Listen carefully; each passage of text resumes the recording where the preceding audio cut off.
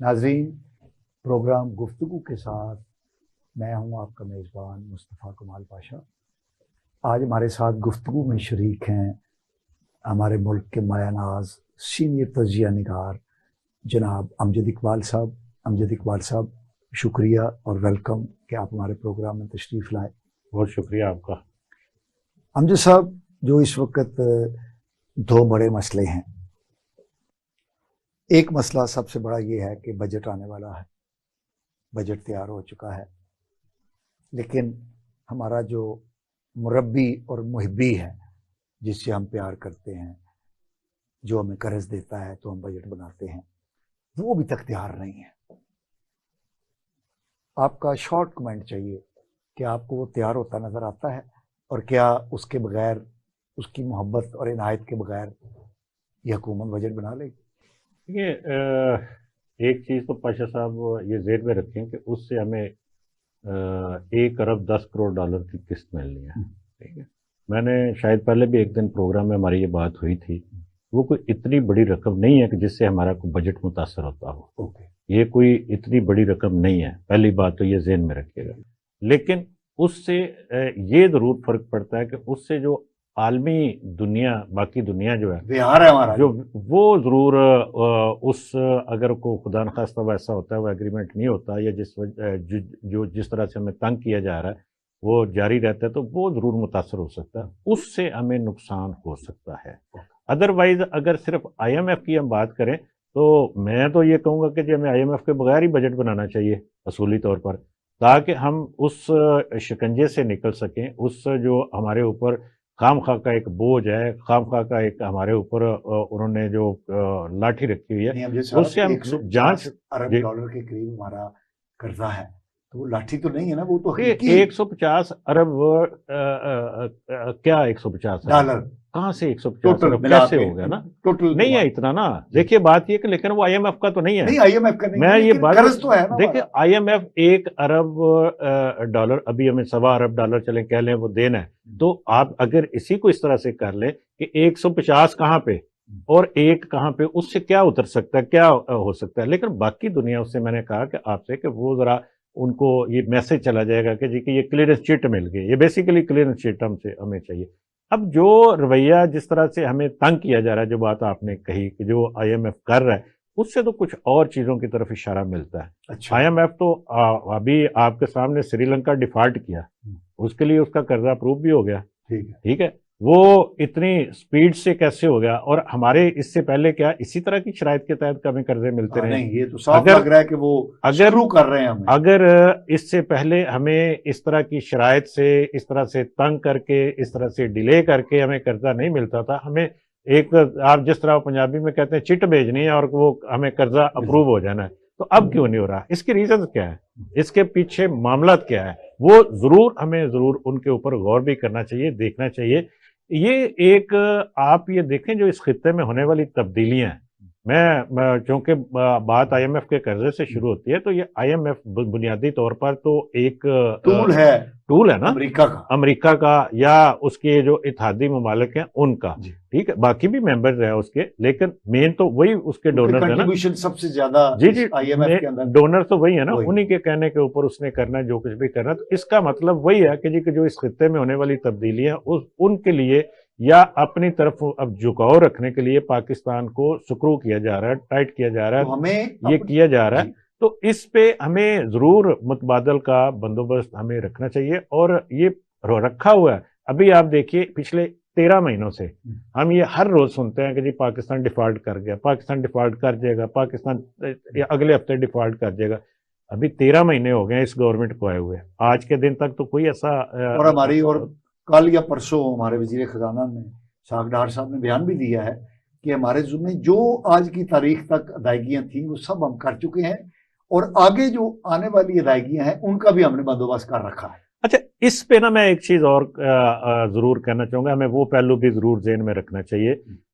آئی M F کے اس رویے سے، یہ چاہے اس نے کس مقصد کے تحت کیا یا کس مقصد کے تحت کر رہا ہے پاکستان کے ساتھ، ابھی کل آپ کو پتا ہے جس طرح سے اس نے پاکستان کو اندرونی معاملات کے اوپر اس نے گفتگو کی، اور اس کے اوپر پاکستان نے باقاعدہ اس کو شٹ اپ کال دیا، کہ یہ پاکستان کے اندرونی معاملات میں آپ مداخلت نہیں کر سکتے، اور آپ کو جو مالی معاملات ہیں اس کے اوپر ہمارے ساتھ بات کریں، ہم نے آپ کی شرائط پوری کر دی ہیں، اور باقی اگر کوئی اور بھی ہے تو ہم کریں۔ ابھی کل اس نے کہا جی وہ اسی پہ ہمیں جی آپ کو بیرونی جو آپ کی جو یقین دہانی ہے وہ دوبارہ سے دیں، آپ بجٹ کی جو تجاویز ہیں اس میں مطلب وہی 2-3 چیزیں جو پاکستان پہلے کر چکا ہے، لیکن اس کے باوجود دہرا رہے ہیں بار بار اس کو۔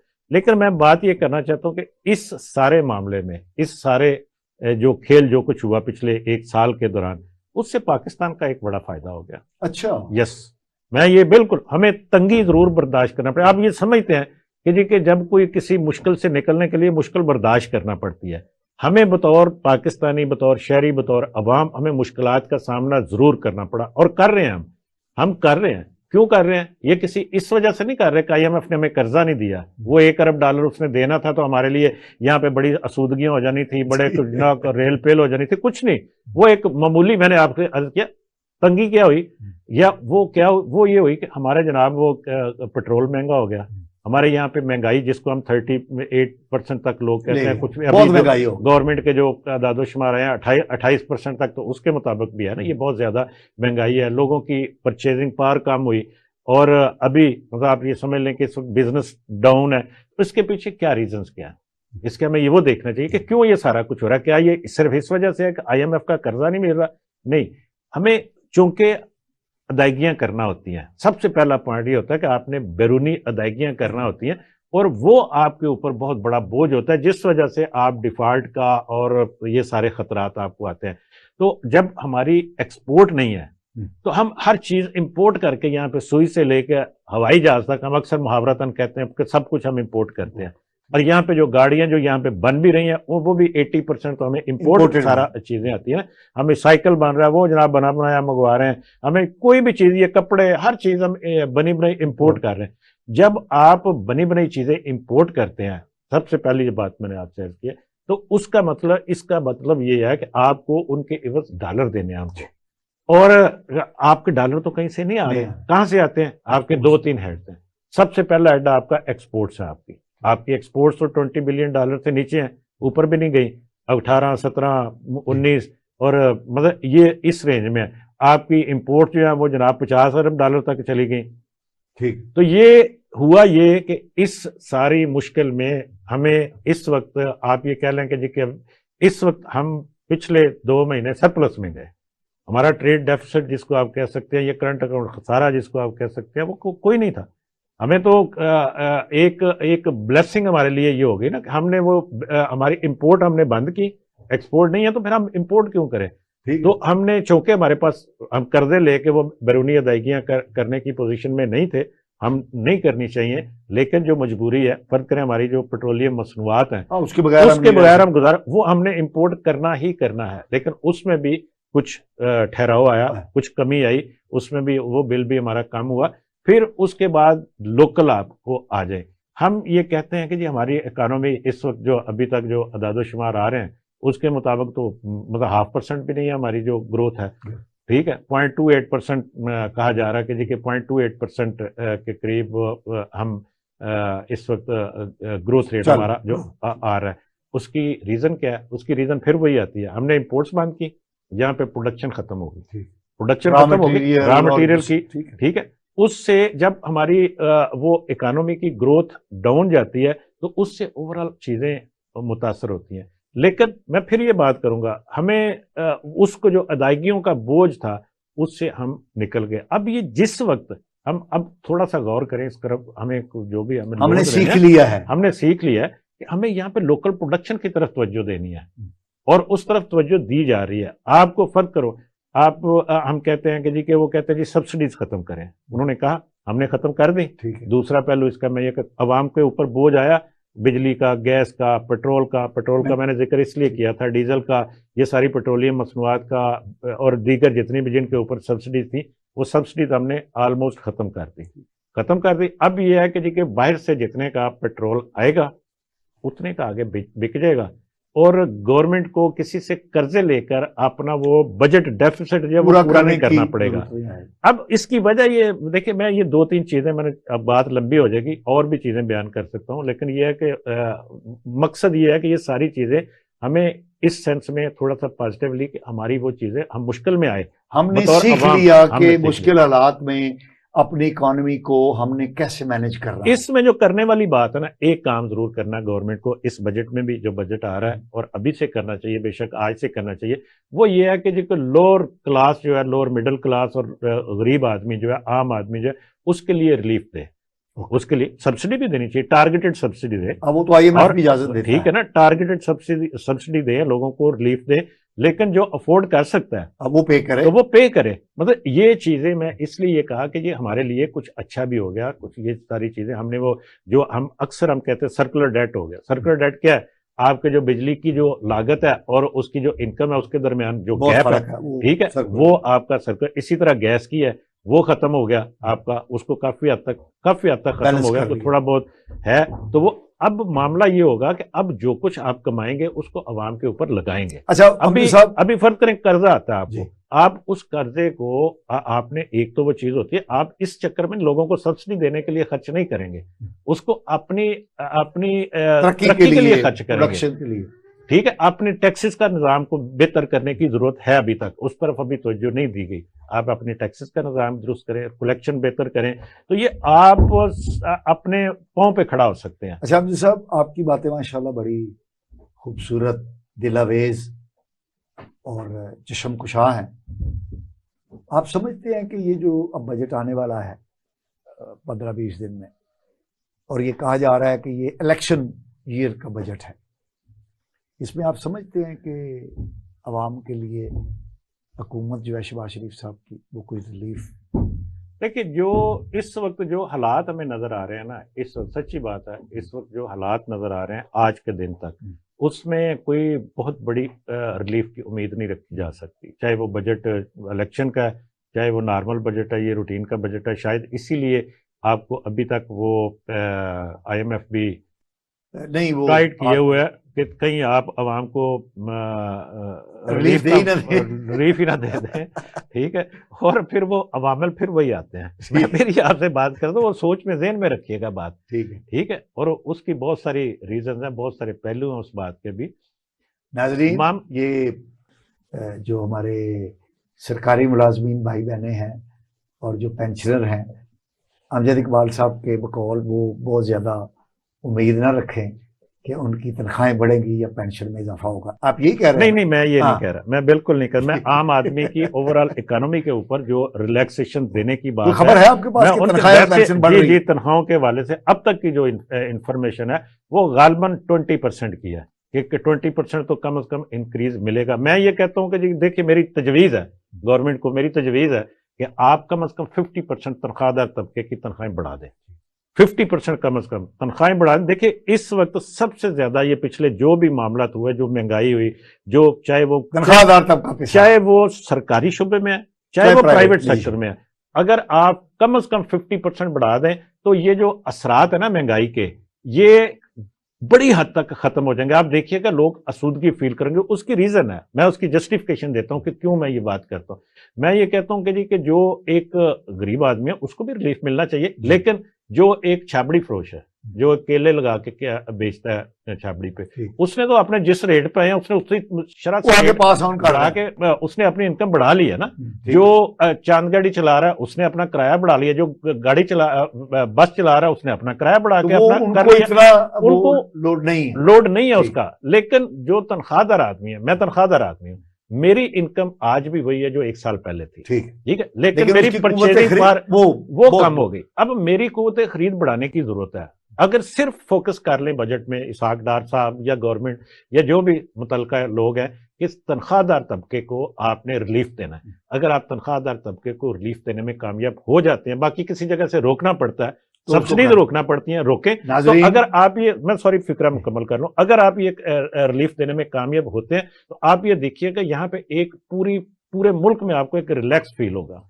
ناظرین، امجد اقبال صاحب نے بڑی حوصلہ افزا باتیں کی ہیں، بالخصوص سرکاری ملازمین کے لیے اور پینشنر حضرات کے لیے انہوں نے ایک خوشخبری بھی سنائی ہے کہ 20% بڑھانے کا آج کے دن تک فیصلہ ہے، لیکن انہوں نے ساتھ یہ بھی کہا ہے کہ یہ کم از کم 50% تک بڑھانی چاہیے۔ یہ بڑی ایک خوشگوار بات ہے۔ امجد اقبال صاحب، ایک بڑی قوم کے لیے ایک بہت اچھی خبر ہے. ہمیں ابھی بھی معلوم ہوا ہے کہ عافیہ صدیقی کے ساتھ ان کی بہن کی امریکہ کی جیل میں ملاقات ہو گئی ہے، اور اس میں جو ان کے ساتھ بھی جو شریک ہیں وہ ہمارے سینیٹر مشتاق احمد صاحب، جو جن کا تعلق جماعت اسلامی کے ساتھ ہے، وہ بھی ان کے ساتھ ہیں. تو یہ ہماری قوم کے لیے، مسلمانوں کے لیے، پاکستانیوں کے لیے ایک بہت بڑی ریلیف کی خبر ہے کہ ایک بے گناہ ہماری بہن جو ہیں، پاکستان کی شہری جو ہیں، وہ ایک عرصے سے جیل میں بند تھیں، تو ان کے گھر والوں سے ان کو ملنے بھی نہیں دیا جا رہا تھا. تو یہ ایک بڑا خوش آئند اور خوشگوار واقعہ ہے جس پر میں چاہوں گا کہ آپ اپنے کمنٹس کریں. کوئی شک نہیں اس بات میں کہ یہ ایک بڑی خبر ہے، اچھی خبر ہے پاکستانیوں کے لیے. میں اس لیے پاکستانیوں کا، آپ نے دو لفظ استعمال کیے نا، ایک مسلمانوں کے لیے، ایک پاکستانیوں کے لیے. مسلمان تو پاکستان ایک ملک ہے نا، آپ میرا 55-56 ممالک ہے اس وقت دنیا میں مسلمان، جہاں پہ آبادی اکثریتی موجود ہے.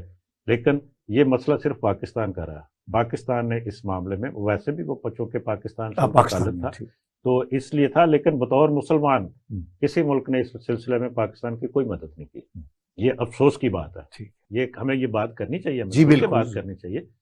تو پاکستان، لیکن ہمیں ان پر افسوس نہیں کرنا چاہیے، میرا خیال ہے یہ ہمیں اپنی خارجہ پالیسی پر نہیں، ہمیں ان پر بھی کرنا چاہیے. آپ مجھے بتائیں کہ جب فلسطین میں کچھ ہوتا ہے تو کون وہاں سے سفارتکاری کرنے یہاں پہ آتا ہے؟ جب ترکی میں کچھ ہوتا ہے کون سفارتکاری کرنے یہاں پہ آتا ہے؟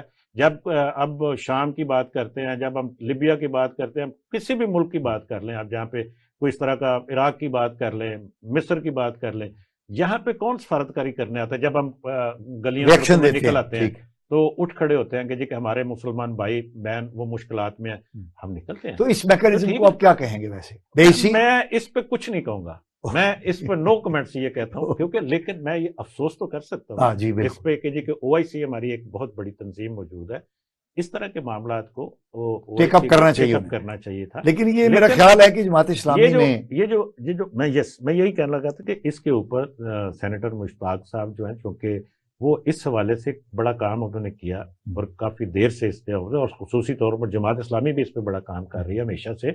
اور کچھ کریڈٹ میں سمجھتا ہوں کہ جی مجھے، چونکہ پچھلے کچھ عرصے سے ہماری وزارت خارجہ بھی اس پہ کام کر رہی ہے، اور وہاں پہ کہ سفارت خانے نے اس کے اوپر کافی کام کیا، بلکہ ان کی ملاقات کو فیسیلیٹیٹ کیا، ممکن بنانے میں ان کا بھی رول ہے. اس لیے میں سمجھتا ہوں کہ جی کہ یہ سارے پاکستانیوں کے لیے ایک اچھی خبر اس حد تک ہے، کم از کم رسائی ہو گئی، کم از کم آئس بریکنگ تو ہو گئی نا، کم از کم ملاقات ہو گئی. اب اگلا کام یہ ہے کہ جی کہ ان کی سزا کو معاف کروانے کے لیے، ان کی جو بھی، ہم اس کے اوپر تو ہم اس کے میرٹ کے اوپر تو الگ بات کر سکتے ہیں، لیکن ہماری کوشش تو ہے نا کہ جی کہ ہماری بہن ہے، ہماری بیٹی ہے ملک کی، تو اس کو لایا جانا چاہیے. اور اس کے لیے ہمیں جو بھی اس کے لیے اقدامات کرنا پڑے، ان کا اپنا ایک، ٹھیک ہے، نظام انصاف ہے، ہم مانتے ہیں اس بات کو، لیکن ہمارا بھی کوئی نظام انصاف ہے. یہاں سے اگر لوگ ان کے حوالے کیے جا سکتے ہیں، یہاں پہ کیے گئے، آپ کو یاد ہوگا یہاں پہ میں ایک لمبی فہرست، آپ ان کے نام لیتے جائیں گے، آپ کو پھر اس کے پیچھے ایک کہانی اور بھی نظر آئے گی. لیکن مسئلہ یہ ہے کہ یہاں سے کیے گئے نا، تو کوئی ارینجمنٹ اس طرح کا اگر اتنا جذباتی، چونکہ معاملہ ایک پاکستانیوں کے اندر ہے نا عافیہ صدیقی کے حوالے سے، تو اس کے اوپر کوئی بھی حکومت اگر اس کے اوپر سنجیدگی کے ساتھ کوئی ایفرٹس کر کے کوئی راہ نکالے کہ ان کو ان کی سزا معاف کرائی جائے یا کسی بھی طریقے سے ان کو لایا جا سکے، تو میں سمجھتا ہوں کہ اس کے لیے یہ بہت بڑا کریڈٹ ہوگا. ناظرین، ہماری مصطفیٰ کمال پاشا اور امجد اقبال صاحب کی جو گفتگو ہے آپ کے ساتھ، وہ جاری رہے گی. ہم ایک شارٹ بریک پر جا رہے ہیں، ہمارے ساتھ رہیے.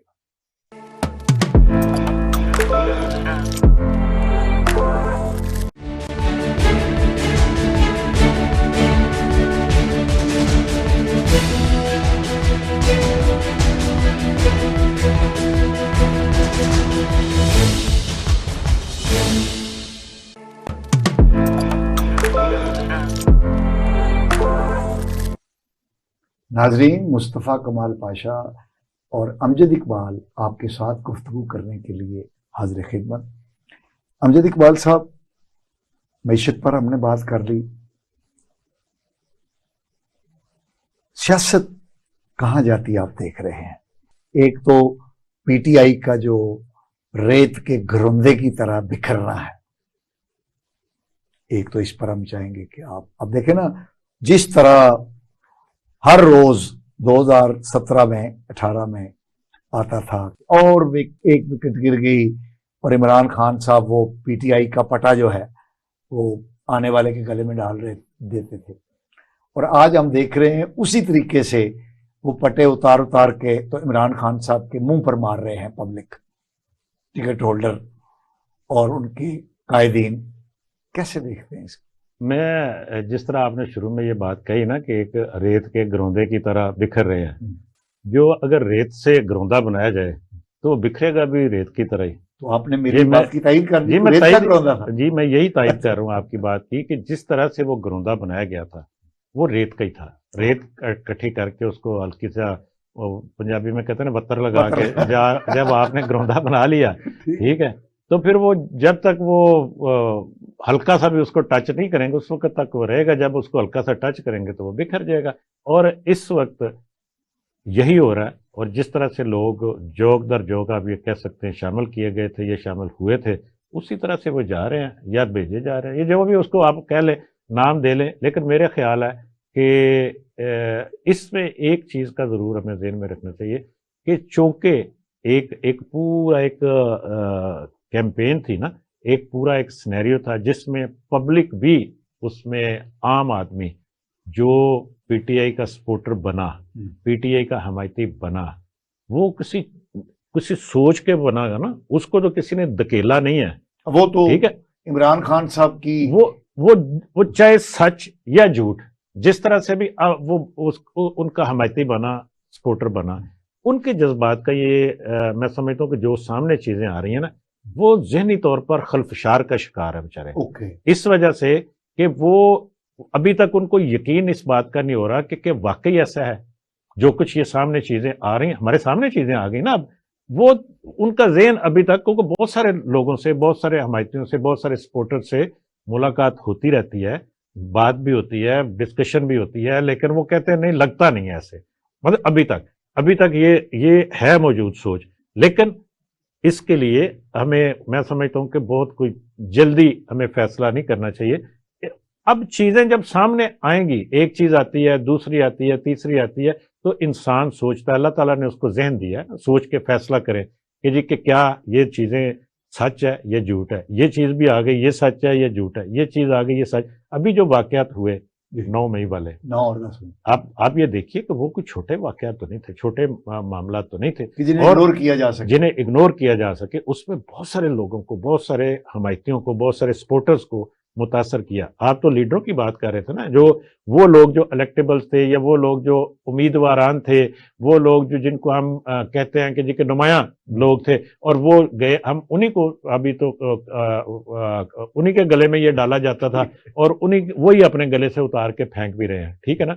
لیکن عام آدمی کی بھی بات کرنی چاہیے کہ وہ یہ جو واقعات ہیں انہوں نے عام آدمی کو بھی متاثر کیا، عام آدمی کو جذباتی طور پر رنج پہنچایا کہ وہ جو اتار سمجھ رہے تھے عمران خان کو اور پی ٹی آئی کو تبدیلی کا استارہ سمجھ رہے تھے، ان کو پتہ چلا یار یہ تو سارا مطلب، اور جس طریقے سے جو کچھ معاملہ ہوا اس کے اوپر کوئی بھی راضی نہیں ہے، کوئی خوش نہیں ہے، چاہے وہ پی ٹی آئی کا سپورٹر تھا یا پی ٹی آئی کا سپورٹر نہیں تھا، اب ہے یا نہیں ہے، لیکن اس کو کوئی بندہ جسٹیفائی نہیں کرتا، اس کی کوئی جواز نہیں ہے ان چیزوں کا، جو واقعات کی آپ ذکر کر رہے ہیں۔ اس لیے ان کو ابھی میں یہ کہنا یہ چاہتا ہوں، ان کو تھوڑا سا بھی ٹائم لگے گا یہ چیزیں ہضم کرتے ہوئے، اپنے ذہن کو یہ سمجھاتے ہوئے کہ یہ نئے حقائق کو تسلیم کرتے ہوئے۔ اچھا امجد اقبال صاحب، یہ جو ہم دوسری طرف دیکھ رہے ہیں کہ علیم خان صاحب، جہانگیر خان ترین صاحب، چودھری سرور صاحب ایکٹیو ہوئے ہیں اور شاید پارٹی بنانے کا بھی اعلان کر رہے ہیں، پھر یہ کچھ لوگ پیپلز پارٹی میں شمولیت کر رہے ہیں، کچھ لوگ کیو لیگ میں شمولیت اختیار کر رہے ہیں، کچھ انتظار کر رہے ہیں، اور ابھی جب ہم یہ پروگرام کر رہے ہیں تو اطلاعات ہیں کہ اڈیالہ جیل میں پی ٹی آئی کے جو قیادت عامر کیانی صاحب اور یہ فواد چودھری وغیرہ یہ بھی پریس کانفرنس کر رہے ہیں. یہ جو ایک نیا سلسلہ یہ کنگز پارٹیاں تو نہیں بن رہی. اچھا مجھے نہیں سمجھ رہا کہ کنگز پارٹی آپ کیوں کہتے ہیں اس کو کنگز پارٹی؟ مطلب کہ یہ وہی جن کا آپ نے ذکر کیا کہ پارٹی چھوڑ کے کبھی ادھر کبھی ادھر کبھی ادھر، اور انہی کو آپ وہ کنگز کہہ دیتے ہیں. ٹھیک ہے، وہ بیسیکلی تو میں تو یہ نہیں کہتا کہ وہ کنگز ہیں. وہ کیسے کنگز ہو گئے؟ وہ تو یہ کبھی جو پی ٹی اے میں شامل ہوئے تھے اس وقت کیسے شامل ہو گئے تھے، اب جو چھوڑ کے جا رہے ہیں کیوں؟ میں نے وہی عرض کر رہا ہوں آپ کنگز نہیں ڈونکی پارٹی کہیں گے. یہ آپ اس کا کچھ اور نام رکھیں ان کا، ٹھیک ہے نا. آپ ان کو آپ ڈونکی بھی نہیں بلکہ آپ یہ کہیں کہ یہ فراگ پارٹی ہے. کون سی؟ فراگ مینڈک پارٹی. اچھا مینڈک پارٹی، ٹھیک ہے نا. وہ کبھی اچھل کے کبھی یہاں کبھی وہاں کبھی یہاں، ٹھیک ہے نا. یہ سارے وہ ہے، لیکن ایک چیز ضرور ہے، یہ چونکہ پہچان رکھتے ہیں اپنی اپنے حلقوں میں اپنے علاقوں میں، اس لیے ان کو تھوڑا سا آپ ڈونکی کہنا چاہتے ہیں ڈونکی کہہ لیں، تھوڑا سا مرتبہ بڑھانا چاہتے ہیں تو بڑھا لیں. لیکن یہ اس سے ہوگا کیا؟ اس سے ہوگا یہ کہ جیسے آپ نے 2 پارٹیوں کا ذکر کیا، 3 کا بلکہ آپ نے ذکر کیا. ایک پارٹی تو آپ نے چودھری سرور کے والے سے بات کی، وہ پاکستان مسلم لیگ کاف، جو کہ ایک جماعت ہے پہلے سے، سیٹیں کم یا زیادہ ہونا ایک الگ بات ہے، لیکن وہ جماعت موجود ہے، وہاں پہ لوگوں کو شامل کرنے کی باتیں ہو رہی ہیں، اس کو اسٹیبلش کرنے کی بات ہو رہی ہے. دوسری پارٹی آپ نے ذکر کیا کہ جو علیم خان اور جہانگیر ترین وغیرہ بنا رہے ہیں، ٹھیک ہے. وہ دونوں اور ان کے ساتھ کچھ لوگ مل کے وہ ایک ایسی پارٹی ضرور میں سمجھتا ہوں کہ جی کہ بن سکتی ہے جس کے پاس پہچان بھی ہے اور وسائل بھی ہے. سیاست اس وقت کوئی صرف خالی ہاتھ کوئی کھیل نہیں کھیل سکتا، اس کو یہ مہنگا کھیل ہے. اور اس کے لیے آپ کو عمران خان صاحب کو کہ آپ یہ دیکھیں کہ ان کی جن کو ہم اے ٹی ایمز کہتے تھے، ہم بھی کہتے تھے نا ان کو کہ اے ٹی ایمز ان کے ساتھ لگائے گی تاکہ وہ پیسہ خرچ کر سکیں اور پارٹی کو چلائیں. تو اس میں بھی وہ اے ٹی ایمز موجود ہیں، پیسے والے لوگ موجود ہیں، ان کے پاس وسائل موجود ہیں اور پہچان والے لوگ موجود ہیں. یہ ایک متاثر کن پارٹی ہو سکتی ہے. اچھا ایک منٹ امجد صاحب، یہ ہمارے جو جن کا ہم نے ابھی ذکر کیا جہانگیر ترین خان صاحب اور علیم خان صاحب، انہوں نے رابطے نواز شریف صاحب سے بھی کیے تھے. آپ کو نہیں لگتا کہ کہیں یہ ان کے ساتھ ہونے چاہیے؟ دیکھیے سیاست دانوں کے رابطے تو سب جماعتوں کے ساتھ رہنے بھی چاہیے، ہونے چاہیے. یہ رابطے نہ رکھنے کی روایت عمران خان صاحب نے ڈالی. انہوں نے کہا جی میں نے کسی کے ساتھ بات بھی نہیں کرنی، میں نے کسی کے ساتھ بیٹھنا بھی نہیں ہے. ادروائز سیاست دانوں کے آپس میں رابطے رہنے چاہیے. جہاں کہیں ملک کو ضرورت ہے وہاں پہ ان کو اکٹھے مل کر چلنا چاہیے. میں اس وقت یہ کہتا ہوں کہ جو اس وقت ملک کو جتنی اتحاد کی ضرورت ہے شاید اس سے پہلے کبھی نہ ہو. اور اس وقت چاہے کوئی خلاف پارٹی ہے چاہے کوئی حمایت میں پارٹی ہے، ان سب کو بلکہ اگلا سیٹ اپ جو نظر آ رہا ہے، یہ جس طرح کے لگ رہا ہے امکانات ہیں، ہو سکتا ہے کہ وہ بھی مخلوط حکومت ہی بنے، چاہے اس کے باوجود بھی کہ کسی ایک پارٹی کی ہو سکتا ہے اکثریت آ جائے. سنگل میجارٹی میں اگر پارٹی آ بھی جاتی ہے پھر بھی حکومت مخلوط ہی بننی چاہیے، جس کو ہم اکثر بڑے عرصے سے سنتے تھے کہ نیشنل گورنمنٹ. لیکن یہ نیشنل گورنمنٹ کا مطلب کیا؟ اس میں ساری پارٹیاں شامل ہوتی ہیں نا. تو یہ اس وقت بھی نیشنل گورنمنٹ ہے. اس وقت ایک پارٹی کو نکال دیں تو باقی بلکہ ساری پارٹی کے بھی کہ جو باغی ہم ان کو کہہ لیں یا جو بھی کہہ لیں وہ موجود ہیں، حکومت میں شامل ہیں، یہ ساتھ مدد ہی کر رہے ہیں نا کسی نہ والے سے. تو ہونا تو یہی چاہیے کہ اس وقت پاکستان کے مسائل کا حل اسی میں ہے کہ آپ سیاسی خلفشار کو، سیاسی مخالفتوں کو، سیاسی جو رسہ کشی ہے اس کو ختم کریں اور حکومتوں کو کمزور کرنے، ان کو ڈی سٹیبلائز کرنے کی بجائے مل کر مضبوط کرنا چاہیے. بہت خوبصورت آپ نے بات کہی. اب یہ سب یہ بتائیے کہ یہ جو بٹیرے اڑ رہے ہیں، فاختائیں اڑ رہی ہیں، پیپلز پارٹی میں بھی شامل ہو رہی ہیں، کاف لیگ میں بھی جا رہی ہیں، اور باقیوں کو یہ علیم خان اور جہانگیر وہ بھی ٹوکرا لگا کے بیٹھے ہوئے تو آپ اس سارے سین کو کیسے دیکھتے ہیں؟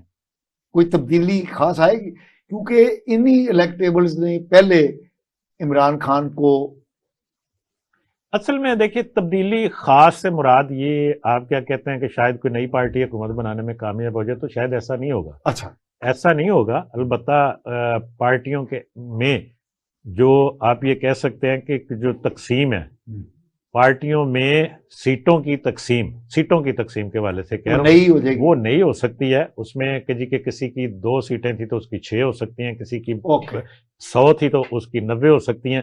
یہ اس طرح کی چینج تو ہو سکتی ہے اس میں، لیکن اس کا ایک میں پھر یہ کہتا ہوں کہ یہ جتنی پروازیں جن کا آپ ذکر کر رہے ہیں وہ مخصوص ایک پارٹی سے ہیں زیادہ تر، اس کو اس کا بہت نقصان ہو رہا ہے، اور وہ یہ نقصان ابھی ہوگا، کیونکہ میں نے آپ سے عرض کیا کہ وہ لوگ کچھ جواز بنا کے جا رہے ہیں نا، کچھ کہہ کے جا رہے ہیں، ہمیں تو نہیں جا رہے، الزام لگا کے کر کے ٹھیک ہے اڑ رہے ہیں کہ جا رہے ہیں کہ جی کہ یہ جناب ہم تو کچھ اور سوچ کے آئے تھے، یہ تو کچھ اور ہے، وہ کیسے ہے اس کو ہم چھوڑ دیتے ہیں ایک منٹ کے لیے. صاحب نے اپنے سوشل میڈیا پر پیغام دیا ہے کہ عمران خان صاحب کے حکم پر ہم نے وہ ختم نبوت کے معاملات میں تبدیلی کی تھی.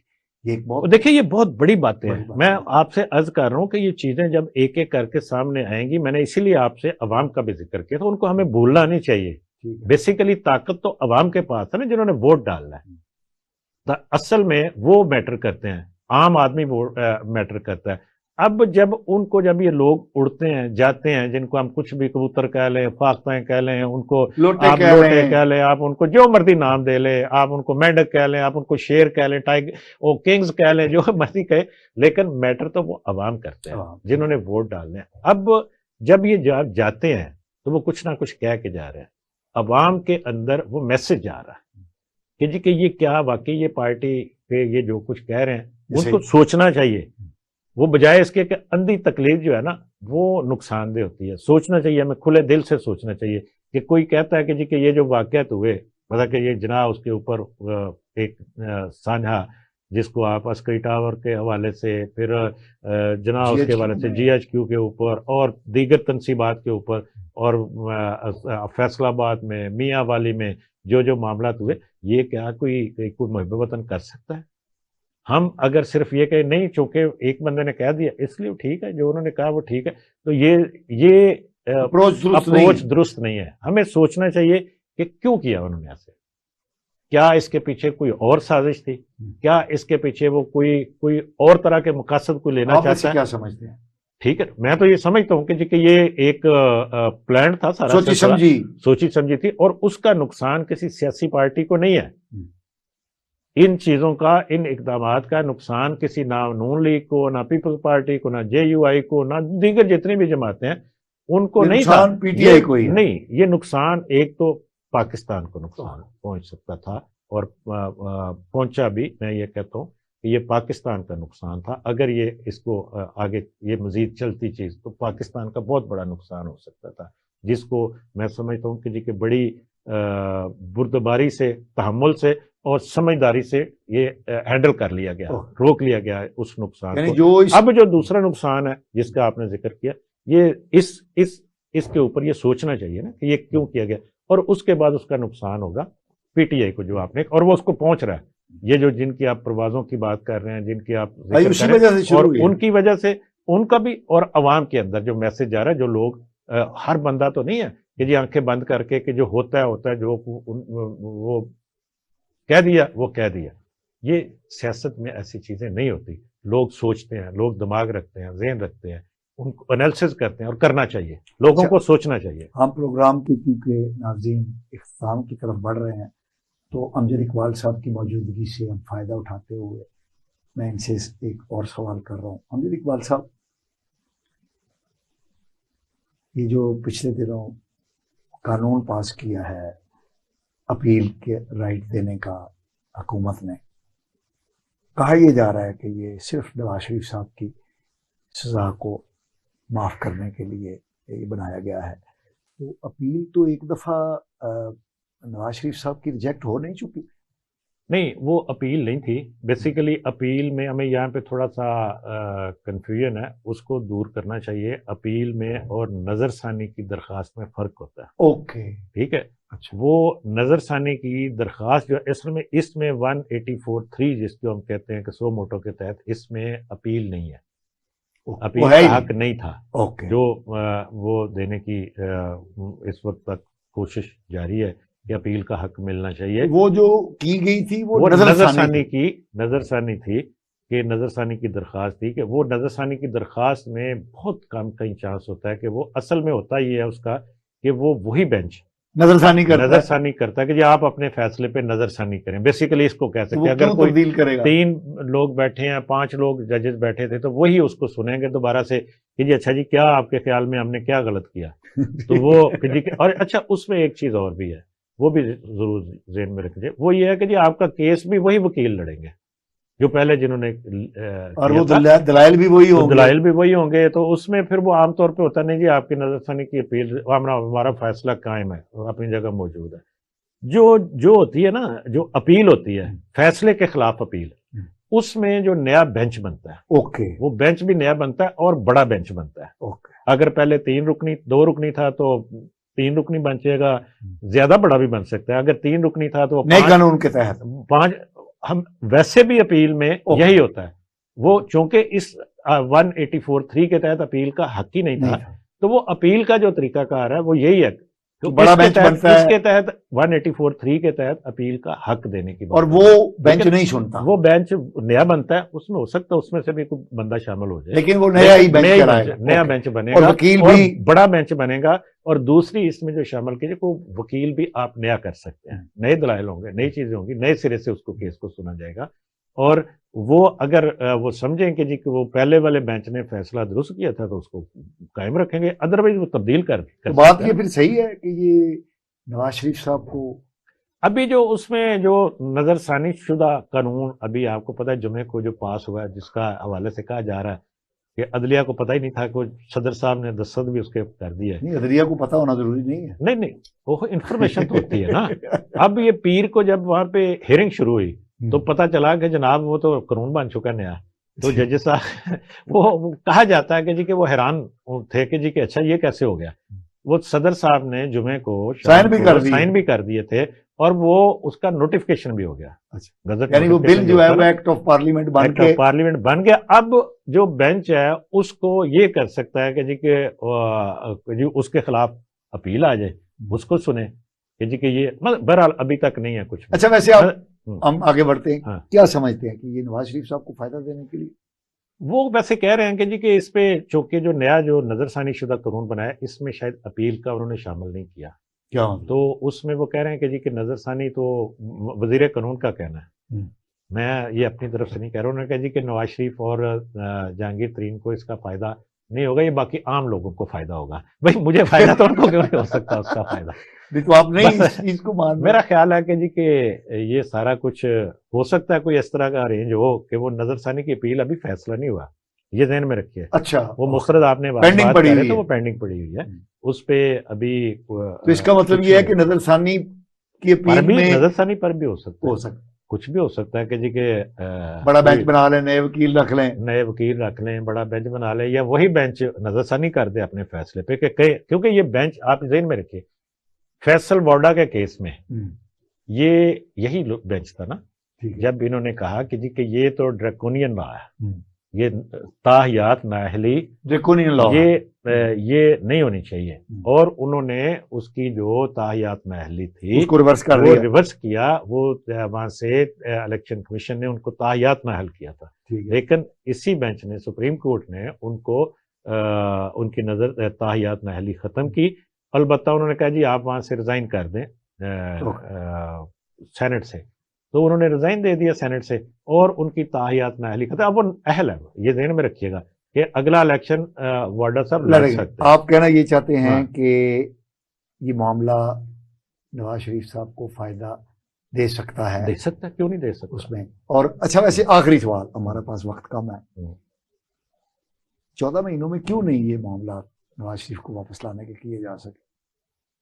اس میں دیکھیے وہ بار بار ایک چیز کو ذہن میں رکھیے کہ جو ہمارے سامنے اس وقت ہے, یہ بات ہمیں ضرور پھر ہم بات کریں, ہمیں سوچنا چاہیے کہ جی حکومت ہے وہ آ کیوں نہیں رہے, حکومت ہے وہ کروا سکتے ہیں یہ وہ.